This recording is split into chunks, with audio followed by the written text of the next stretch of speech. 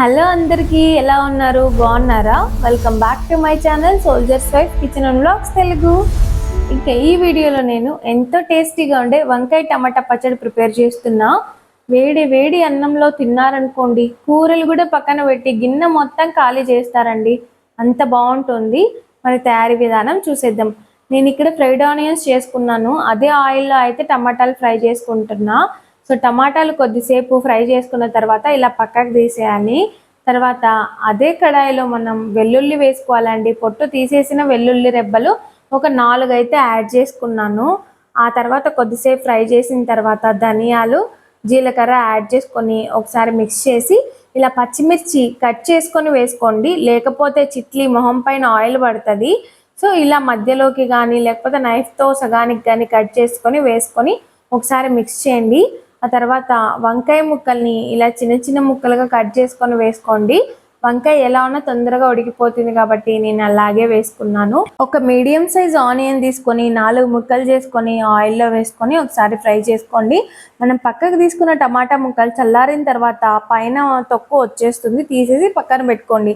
తర్వాత ఒక గుప్పెడు పుదీనా, గుప్పెడు కొత్తిమీర వేసేసుకొని బాగా మిక్స్ చేయండి. ఆ తర్వాత ఇలా టమాటా ముక్కల్ని వేసేసుకొని బాగా గరిటతో ఇలా మ్యాష్ చేసుకుంటూ ఫ్రై చేసుకోండి. ఇలా గరిటతో మ్యాష్ చేస్తూ మిక్స్ చేయడం వల్ల త్వరగా కుక్ అయిపోతాయి టమాటోలు కానీ వంకాయలు కానీ. చూడండి ఎంత బాగా కుక్ అవుతున్నాయి. ఈ ప్రాసెస్ అంతా సిమ్లోనే పెట్టి చేసుకోండి, ఎందుకంటే మాడిపోతుంది లేకపోతే. సో ఇలా బాగా మిక్స్ చేసిన తర్వాత ఒక పెద్ద నిమ్మకాయ సైజ్ అంతా శుభ్రం చేసి కడిగి నానబెట్టుకున్న చింతపండును వేసేసుకోండి. తర్వాత రుచికి సరిపడా సాల్ట్ యాడ్ చేసుకొని మళ్ళీ ఇలా మ్యాష్ చేస్తూ ఒకసారి మిక్స్ చేయండి. చూడండి ఎంత బాగా కుక్ అయ్యాయో. ఇంకా ఓవర్గా కూడా కుక్ చేయకండి, ఎందుకంటే మనకు టేస్ట్ ఇలా కుక్ అయితేనే పచ్చడి బాగుంటుంది అనమాట. మనం ఫ్రై చేసుకున్న ఇంగ్రీడియంట్స్ మొత్తం కంప్లీట్గా చల్లారిన తర్వాత మిక్సీలో వేసేసుకొని ఒకసారి కోర్స్గా గ్రైండ్ చేసుకోండి. మీ దగ్గర రోల్ ఉంటే రోట్లో దంచుకోండి, పచ్చడి టేస్ట్ ఇంకా డబుల్ అయిపోతుంది. ఇప్పుడు మిక్సీలో చూపిస్తున్న విధంగా కోర్స్గా అయితే గ్రైండ్ చేసేసుకోండి. చూసారా, ఇలా గ్రైండ్ చేసుకుంటే చాలు, పచ్చడి చాలా అంటే చాలా టేస్టీగా ఉంటుంది. నేను లాస్ట్లో పచ్చి ఆనియన్స్ అయితే వేసుకుంటున్నాను. ఈ చట్నీ అన్నంలోకి కానీ సంగట్లోకి కానీ బిర్యానీలోకి కానీ చాలా టేస్టీగా ఉంటుంది.